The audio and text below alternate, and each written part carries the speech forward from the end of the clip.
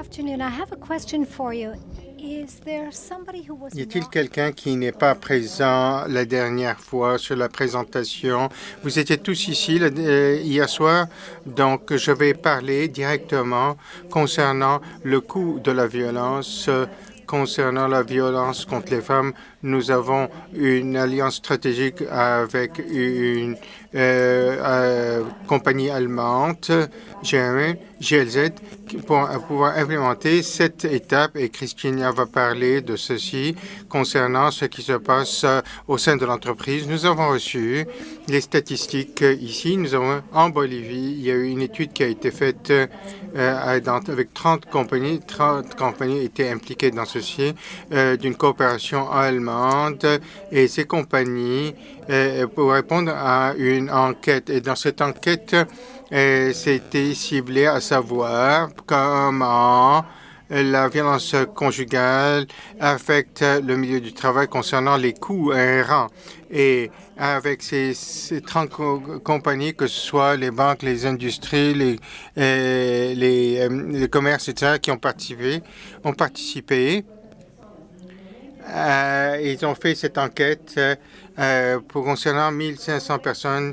Il y avait plus de 900 personnes qui ont répondu à ça, et ils ont tous répondu de façon anonyme à cette enquête, et ça a été fait avec Dr. Barra pour nous aider afin de pouvoir identifier quels sont les coûts de la violence sur les entreprises. Plus de $1 milliard qui sont perdus à travers les sujets relatifs à la violence. Et ça, c'est alarmant, spécialement pour nos directeurs qui reçoivent des rapports.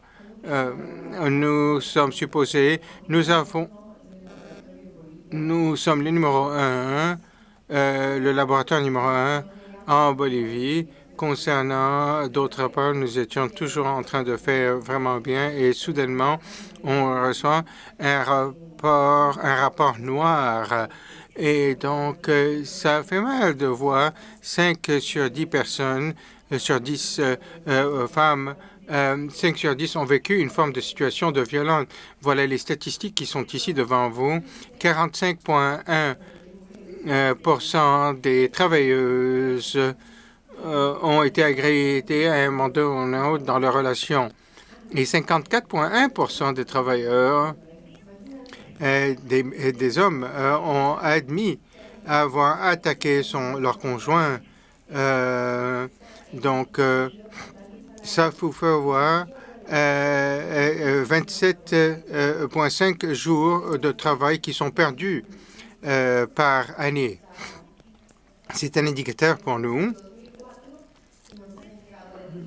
Cette enquête s'est passée en 2014. On a reçu les résultats en 2015. Non, pardon. C'est 2014, c'est ça. 2014. En 2015, on nous a donné les résultats, et à partir de cette date, notre directeur général a commencé à inviter tous les leaders de pays afin de pouvoir partager cette boîte noire, telle que je l'appelle. C'est la seule façon de pouvoir voir la réalité de ce qui se passe au sein des compagnies, particulièrement quand nous avons plus de 50% des femmes au sein de la compagnie. Au niveau des usines, on a 70% des femmes. Et apparemment, notre force de travail était à risque. Et c'était assez important. Ça a été partagé avec les directeurs de compagnie. On a fait des ateliers et identifié quelles sont les étapes ou les actions qu'on doit faire. Et ça, c'est comme un rayon X afin de pouvoir voir qu'est-ce qui se passe et quels changements qu'on peut faire. On l'a fait dans l'intégration des modèles de gestion, parce qu'on n'a pas de façon de faire affaire avec ça. C'est une perte. On ne peut pas le faire de façon isolée. Au niveau de la structure organisationnelle, et j'ai parlé de ça hier, nous devons nous réinventer des processus internes et créer des politiques à travers le temps, et ces politiques seront durables dans le temps. Et avec ceci,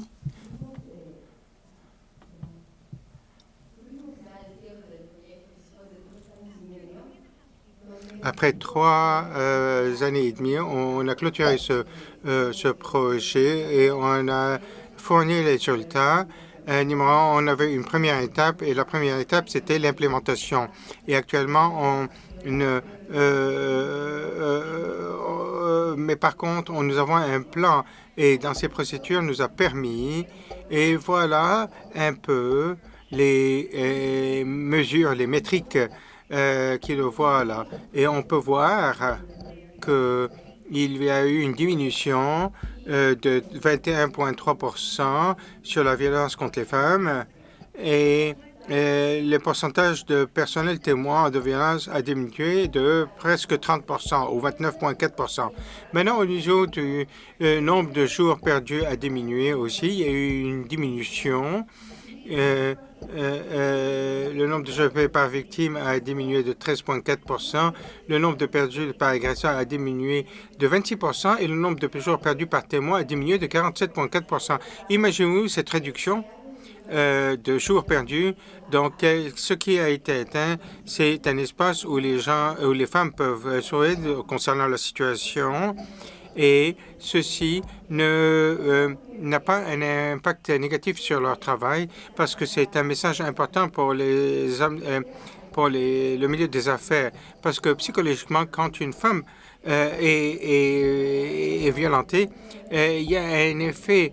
Donc, il y a des pertes au niveau du travail et au sein du milieu de travail aussi. Et ce qui affecte une personne affecte les amis de cette personne. Donc, ils craignent qu'il y a des pertes aussi et des pertes de temps aussi. Dans ce modèle, il y a eu une voie assez claire qui a été créée et bien communiquée. Si vous connaissez, par exemple, une femme qui souffre de la violence, envoyez-la chez l'expert. Pourquoi? Parce qu'ils savent comment faire affaire avec ce genre de situation.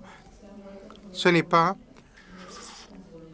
Les témoins ne sont pas seulement ne sont pas passifs, mais ils sont protagonistes dans la solution. Et ils mettent en contact moi-même avec le témoin, avec la victime, afin de pouvoir les référer à des professionnels. Et cette voie claire a fait que les témoins de violence qui sont en train de focuser sur leur travail parce qu'ils savent que les personnes affectées par ça sont entre bonnes mains. Et ça, les gens savent quoi faire en cas de violence. Ils doivent révéler ce qui s'est passé, communiquer ces politiques afin que ces jours de travail sont concentrés et que on n'a pas à avoir 50 fois la même histoire. Et donc, les gens qui parlent, par exemple, bon... il t'a tapé à cause des enfants, par exemple, et ce genre de cas. Alors, ils blâment la femme. C'est pas parce que... ça, c'est l'expérience qu'ils ont, et puis après, ils ont cette culpabilité à porter. Donc, et ils ne sont pas les conseillers, mais beaucoup plus, nous avons des experts qui leur donnent les conseils, comment ils peuvent faire qu'ils veulent donner ces cas à des experts parce que il peut y avoir une confusion, les gens peuvent être paralysés, ils ne savent pas quoi faire et ils ont des problèmes de comment ça se passe. Mais par contre, s'ils partent à un professionnel, nous pouvons alors voir ce genre de statistiques. Et donc, voilà les chiffres qui sont ici, les statistiques, la prévalence de ce modèle, et ça dit que ça a passé le 48,8% jusqu'à 38,4% en 2018. Résultant de ça, Conséquemment, le nombre de jours perdus en raison de la violence a été réduit de 41%. Donc, voilà un résumé des coûts que Dr. Vargas nous a donné dans son rapport. Dans cet résumé, on voit que les compagnies pharmaceutiques, à cause de cette violence contre les femmes,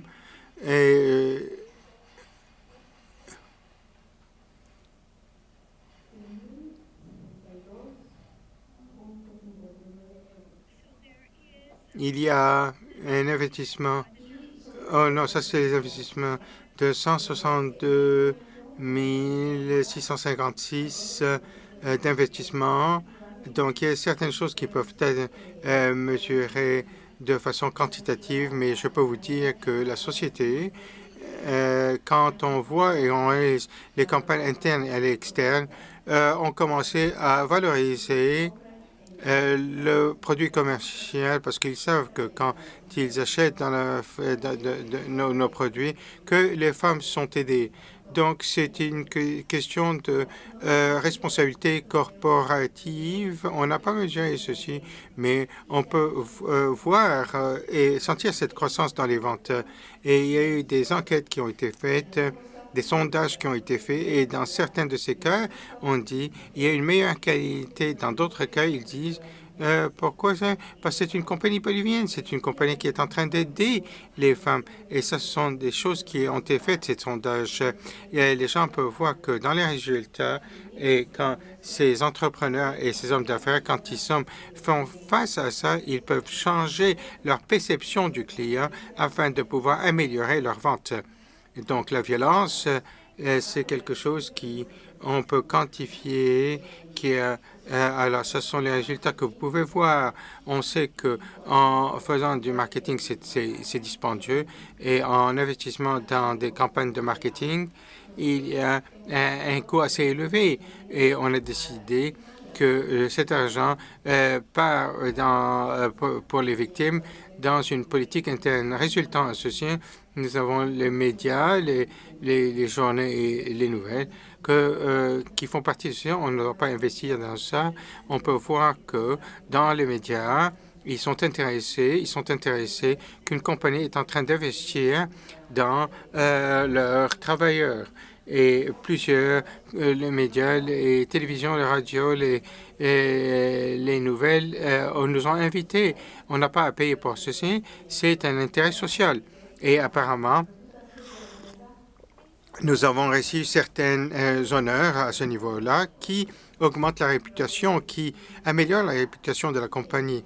Mais actuellement, on voit que nous sommes invités à ces événements importants, qu'on peut voir la valeur de notre produit, des produits, et ça nous a généré de bons résultats au sein et à l'extérieur de la compagnie. Avec nos alliances stratégiques, nous avons fait des alliances avec les médecins et les médecins SIDA.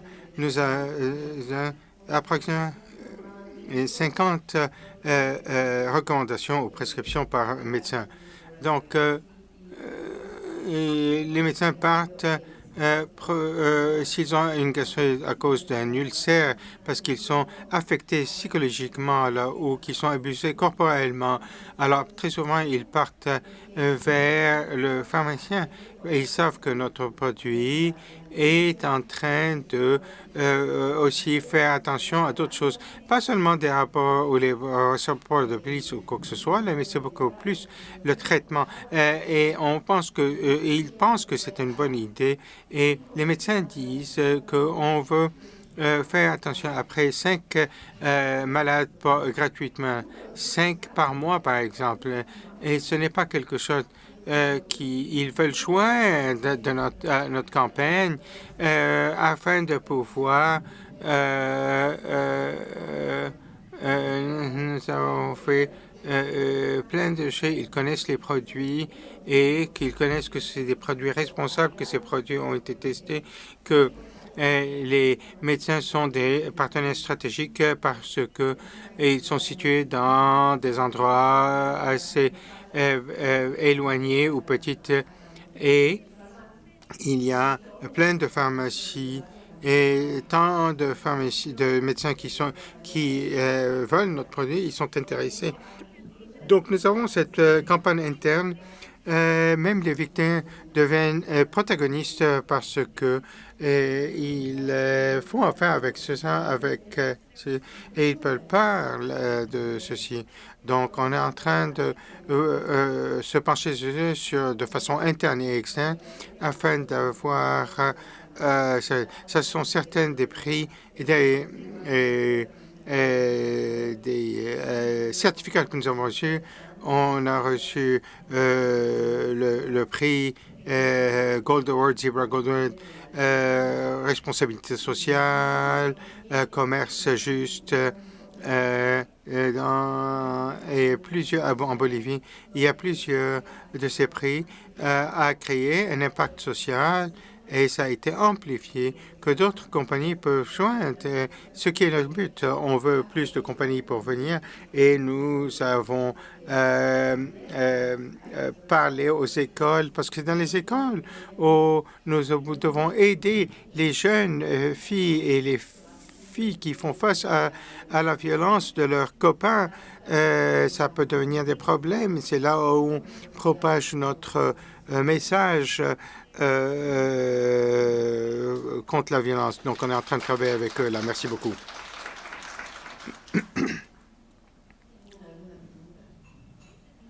Laissez-moi savoir si vous avez des questions.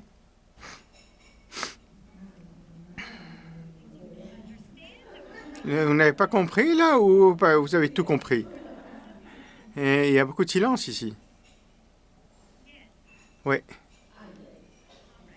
Bon, alors voilà, on s'en va.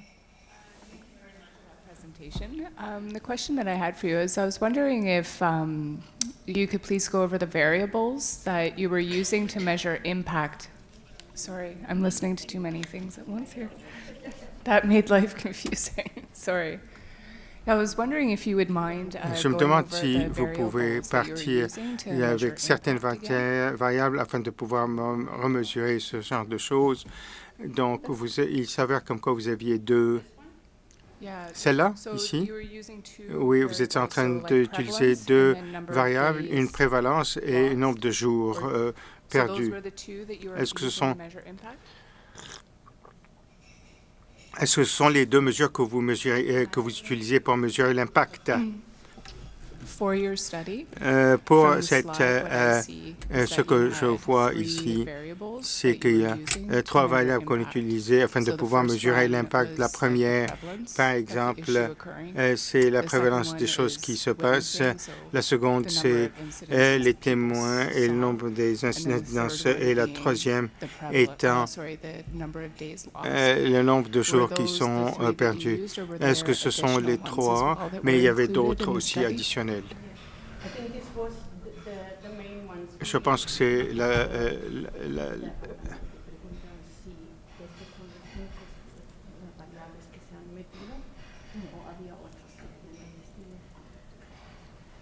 Son más variables.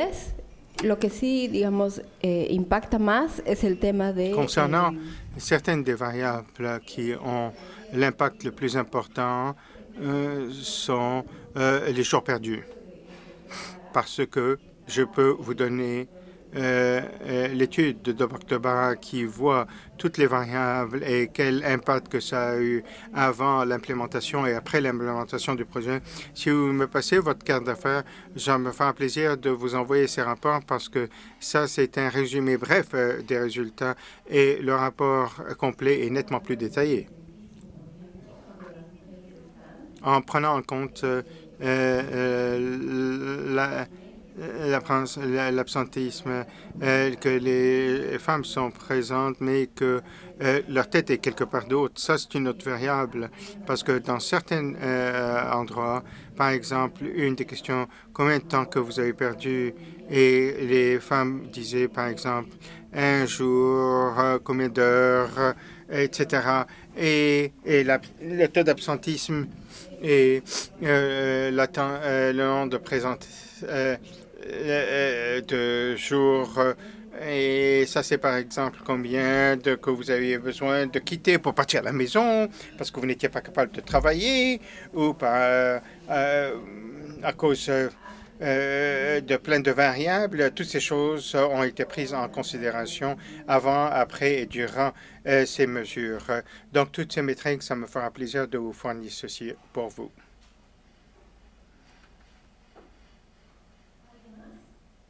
Autre chose? Y a-t-il quelqu'un qui a d'autres questions? Une autre question? Et voilà. Hi, thank you very much for that Merci presentation. beaucoup. I was wondering je me demandais if you saw si vous avez vu differences in des terms of différences en termes de locations of your d'endroits, offices, like if de it vos was bureaux. largely rural Est-ce que or c'est, urban, and dans how la campagne programs ou c'est kind of rural adapted ou c'est for those differences, or au sein de villes? was the Est-ce que les program programmes sont les mêmes? kind of pretty Est-ce effective? que les programmes the sont same way effectifs everywhere? de la même façon partout?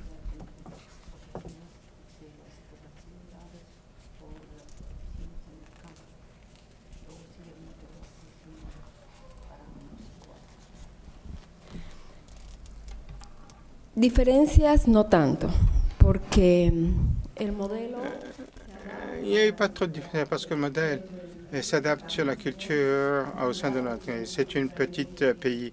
Les villes, de façon que ont certaines différences, mais au niveau de la violence contre les femmes qui ont un niveau d'éducation qui est assez bas, les gens qui n'ont pas de carrière professionnelle ou quoi que ce soit, que vous soyez...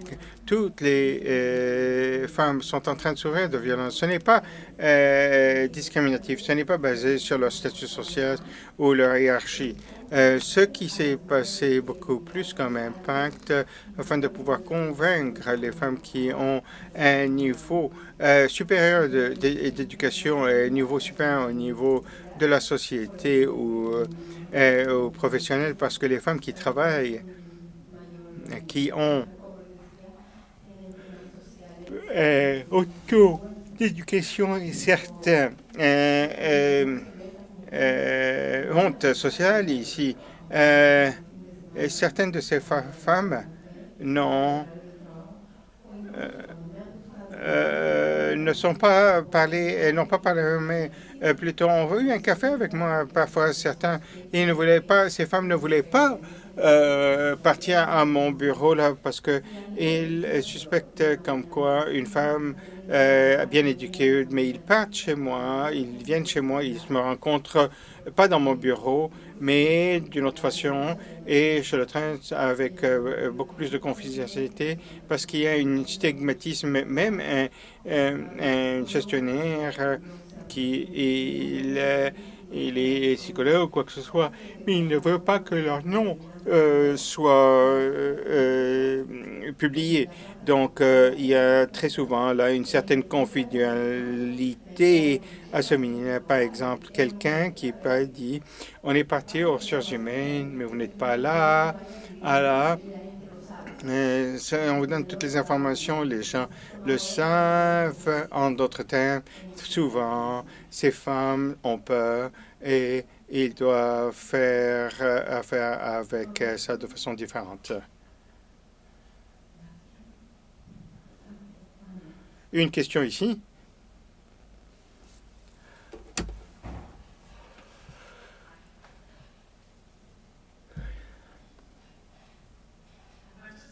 Je me demande si, parce que vous avez tant de publicité à ce niveau-là, si vous avez vu une augmentation de ces applications de ces femmes.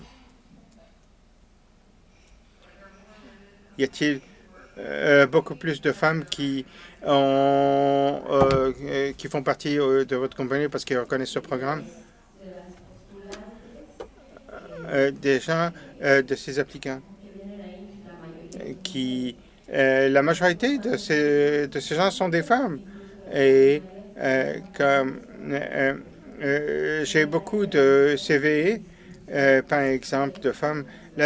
Par exemple, les entreposages, les femmes qui sont impliquées dans les entrepôts et les conducteurs, les chauffeurs.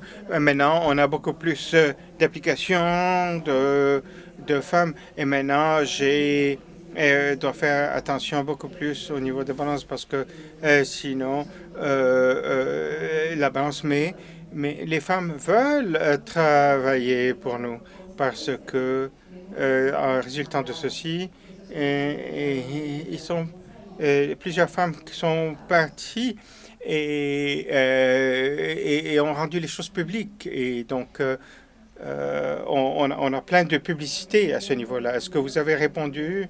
Est-ce que j'ai répondu à votre question? Oui, c'est ça. Merci. Bon après-midi tout le monde. Je dois résumer ce que je voudrais parler parce que, d'après moi, je pensais que j'allais vous donner une idée générale des choses. Donc, nous allons voir comment on va atteindre ce point-là. Donc, si vous vous rappelez que durant hier soir, on a entendu parler de beaucoup de choses concernant les actions qui peuvent être faites au sein de la compagnie et afin de pouvoir prévenir et se battre contre la violence contre les femmes ou la violence conjugale. L'action, donc, nous avons fait un modèle pour la violence contre les femmes. And then we defined 7 steps the enterprise has On to a do. défini So these are des not étapes au niveau des isolated entreprises. Ça, ce n'est pas actions des the actions enterprise isolées. is doing. It's based on evidence because the first C'est basé step sur les for évidences doing parce que this les model premières was étapes to pour make faire le assessment modèle about serait de faire une what means évaluation violence against concernant ce women que in la their violence contre les femmes firm. est. In their enterprise. So this is also the reason why now you can give you exact vous donner about what was going on between step 1, the assessment, and the results at the end et of the l'évaluation et 3 les years résultats. management model. And to take this, and on the first step always is Et la première étape, c'est le diagnostic, l'évaluation. Et après ça, il y a d'autres étapes. Par exemple, créer et modifier les processus, les politiques de l'entreprise. Vous avez entendu parler de ça?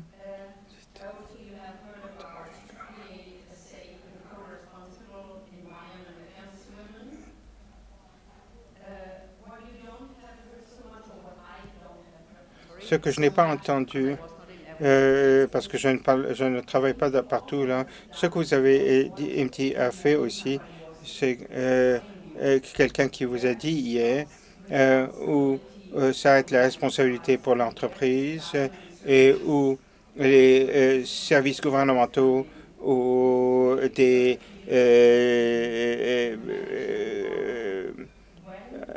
les organismes non gouvernementaux, les ONG commencent. Ça se réfère à ceci. Donc, si vous pensez que, par exemple, et on pensait que quand on est d'accord avec ce modèle comme pour les entrepreneurs, alors quel est le but et de pouvoir créer une profitabilité. Donc, on doit voir ceci de comment de combien on peut leur donner et quels nécessaires de donner et donner ceci, par exemple, léguer la tâche à l'État. Et donc, il y a un réseau assez important entre les ONG et les administrations de référer les cas de violence domestique, de violence conjugale contre les femmes aux autorités. Nous vous avez entendu parler de promouvoir un changement culturel de justice et d'égalité, mais ce que vous n'avez pas entendu aussi, et ce qui était l'une des plus grandes importantes, est l'identification dont on a ciblé la gestion intérimaire et la gestion intermédiaire et la gestion supérieure des compagnies afin de pouvoir, ce qui est assez intéressant ici, est de, quand nous avons commencé ce processus, que l'entreprise va choisir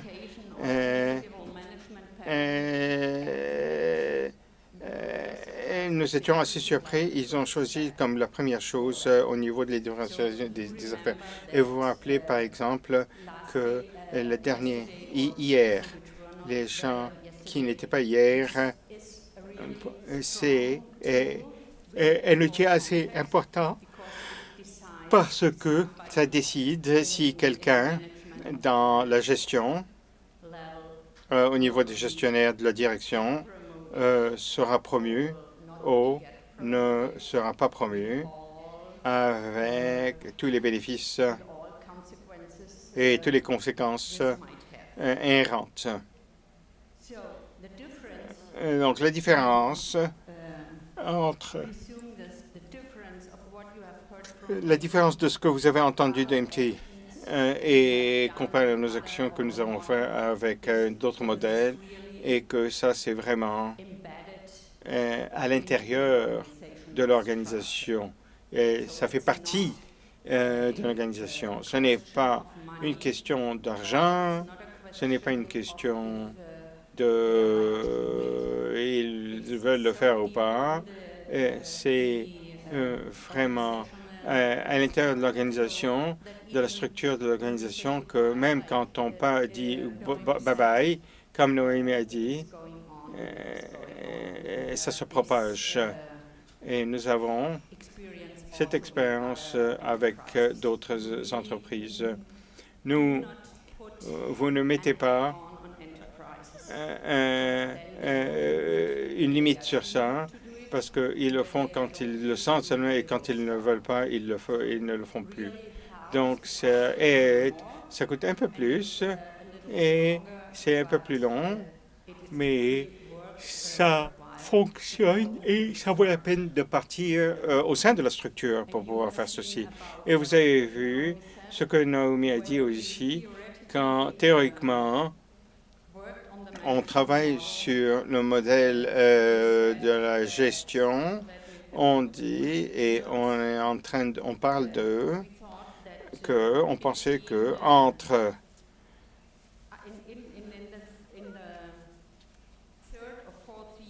de la 3e à 4e année, l'investissement de $1 doit générer ou convertir un retour sur l'investissement de 24,5 $. Et vous l'avez ici, c'est plus ou moins le cas. Et c'est extrêmement intéressant et une proportion assez extrêmement intéressante aux entreprises afin de pouvoir engager. On ne dit pas que vous n'êtes pas en train de parler de coûts, vous êtes en train de parler d'investissement dans les ressources. Et je pense que c'est un argument assez important et durable pour pour les efforts, considérant les efforts que nous avons dû faire. Le modèle de gestion est en anglais, ce n'est pas sur le site Internet. C'est une ébauche actuellement. Si quelqu'un le veut, s'il vous plaît, appelez-moi. Je suis Christine, CHRIST.Brandel, et vous le voyez ici, @tiz.de pour l'Allemagne. Donc,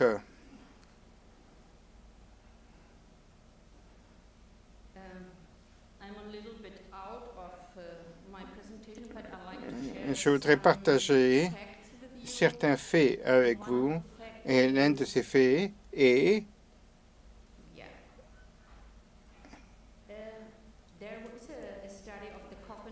C'est une étude du consensus de Copenhague, du complément de Copenhague en 2015, et ils ont demandé de la coût inhérente à la violence et quels sont les coûts qui sont plus hauts.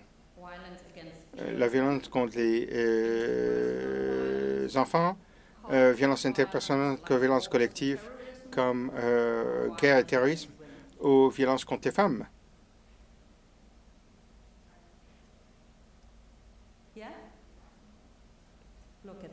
Regardez ça. Ça, c'est le consensus de Copenhague. Violence envers la conjointe, c'est 48%. Et regardez ce qu'on est en train de regarder voir à la télévision, et ainsi de suite. Ça, c'est la réalité.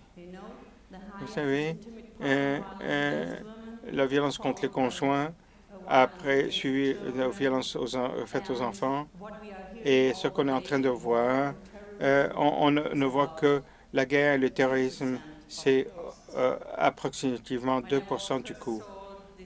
Donc, quand j'ai vu cette charte ou cette... je n'ai pas cru mes yeux. J'ai révisé toute cette étude, mais je dois dire que c'était ça.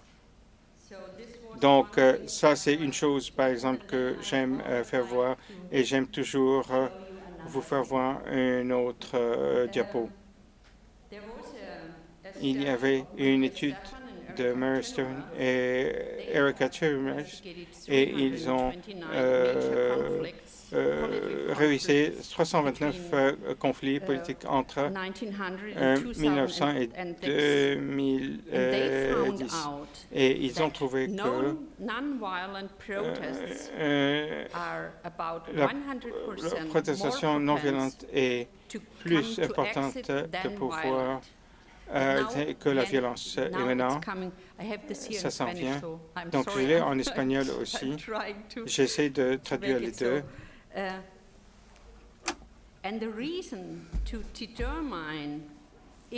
Déterminer si vous avez une violence ne dépend pas de l'idéologie ou de la droite ou de la gauche.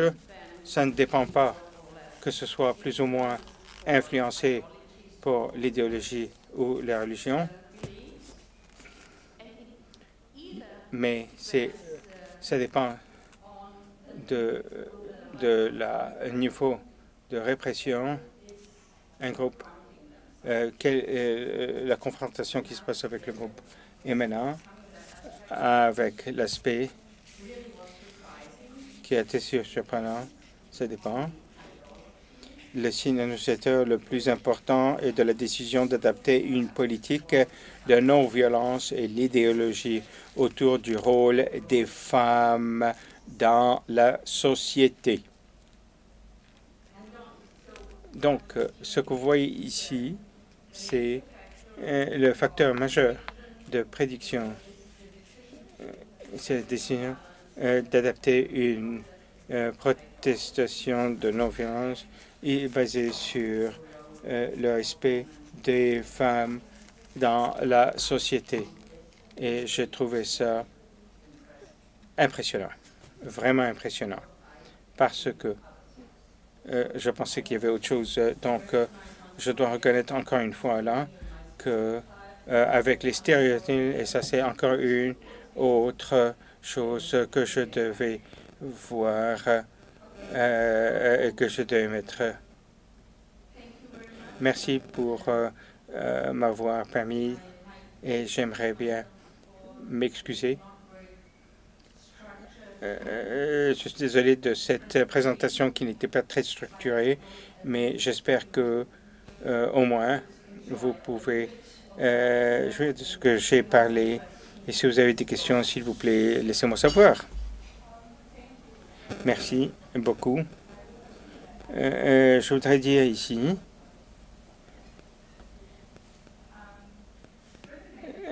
concernant le modèle de gestion, j'étais ici les 2 derniers jours.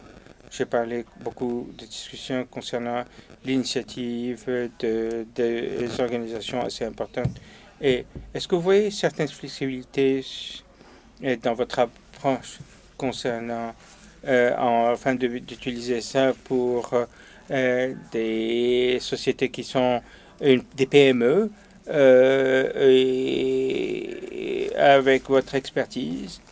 Est-ce que vous pensez que quelles sont les différences qui peuvent être? Donc, je pense que pour les PME, ce serait nécessaire de faire certains ajustements dans certaines variables, mais je pense que c'est possible parce que, par exemple, quand on étudie les petites entreprises et les micro-entreprises, on a vu qu'il y avait beaucoup de similarités, d'aspects similaires. On sait par exemple que si vous avez une entreprise avec 20 travailleurs, un travailleur que vous travaillez sans productivité par exemple, donc ils ont aussi des problèmes avec la violence contre les femmes, tel que je l'ai dit. Je pense que le modèle a besoin d'adaptation. Cette adaptation est possible parce qu'à ce moment, on est en train de faire une évaluation sur les universités en l'Équateur et ils nous ont demandé aussi pour un modèle organisationnel. On prendra ce modèle comme base et voir avec les universités qui fonctionnera ou pas, parce que ce que les universités sont en train de faire, ils sont en train de concentrer la chose sur le harcèlement sexuel et laisser de côté toutes les autres influences, interproductivité, productivité académique ou quoi que ce soit, et violence au sein de l'administration, de l'équipe administrative, mais je pense que vous pouvez adapter ça et je suis sûr que c'est clair là que vous devez adapter ça.